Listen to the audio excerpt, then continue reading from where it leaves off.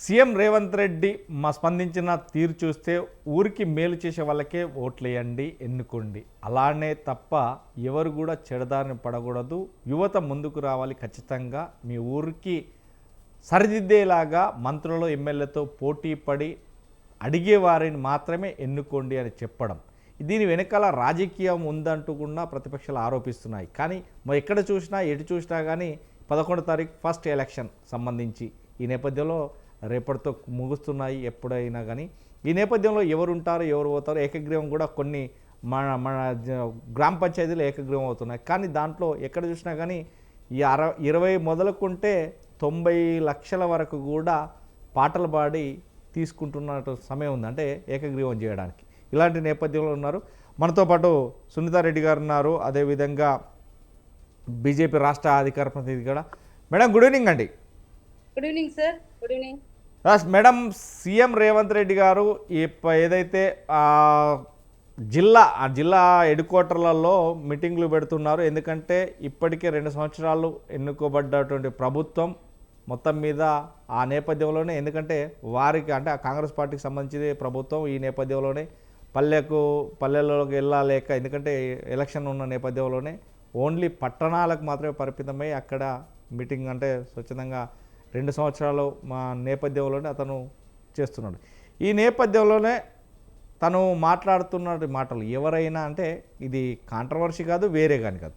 స్వచ్ఛందంగా మీ పల్లెలకు అభివృద్ధి చేసే నాయకులను మాత్రమే ఎన్నుకోండి, అలాగని డబ్బులు ఖర్చు పెట్టకండి, డబ్బులు ఖర్చు పెట్టి వృధా కాకండి, అప్పుల పాలు కాకండి.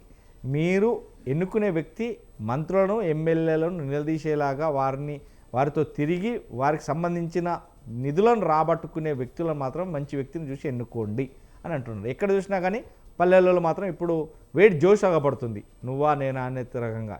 ఎక్కడ అంటే వార్డు మెంబర్ల కానించి సర్పంచ్ల వరకు కూడా. ఇలా చూడొచ్చండి మేడం. నమస్తే అండి. మీకు, మన స్వతంత్ర టీవీ ప్రేక్షకులకు, మా మిత్రులకు అందరికీ శుభ సాయంత్రం.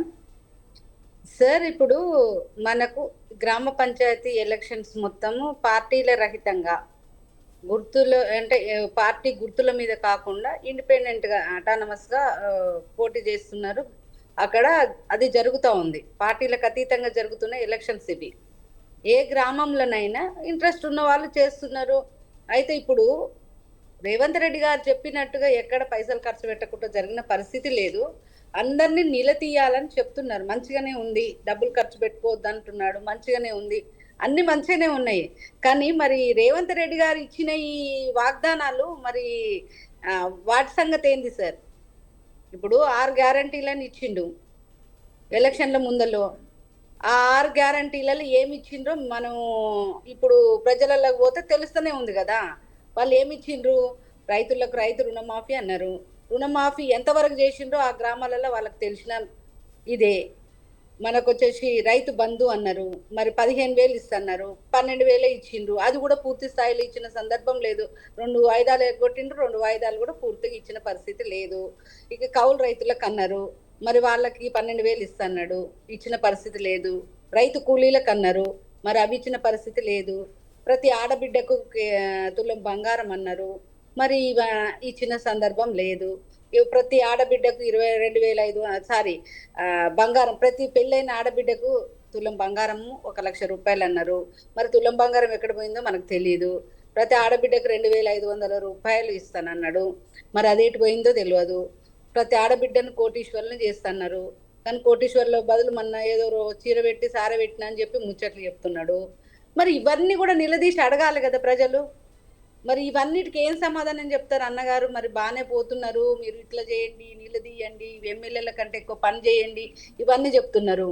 మరి గతంలో పోటీ చేసి గెలిచి గ్రామ అభివృద్ధి కోసం పాటుపడి పైసలు ఖర్చు పెట్టి రోడ్లు వేసి చెట్లు పెట్టి ఎన్నో లక్షల రూపాయలు సొంత జేబులలో పెట్టిన సర్పంచీలకు కూడా ఇప్పటికీ పైసలు ఇచ్చిన పరిస్థితే లేదు. మనం వాళ్ళు వచ్చి ధర్నాలు చేసిరు, రాస్తారోకాలు చేసిరు, బతిమలు ఆడుకున్నారు, ఏం చేసినా ఇప్పుడు వాళ్ళ పరిస్థితి ఆగమ్య గోచరంగా ఉంది. మనం అది చూస్తూనే ఉన్నాము. మరి ముఖ్యమంత్రి గారు అన్ని బాగానే చెప్తున్నారు, ఇండైరెక్ట్ గా ప్రజలని మభ్యపెట్టి ఓట్లు వేయించుకోవడానికి ఇవన్నీ జరుగుతున్నాయని నేను అనుకుంటున్నా.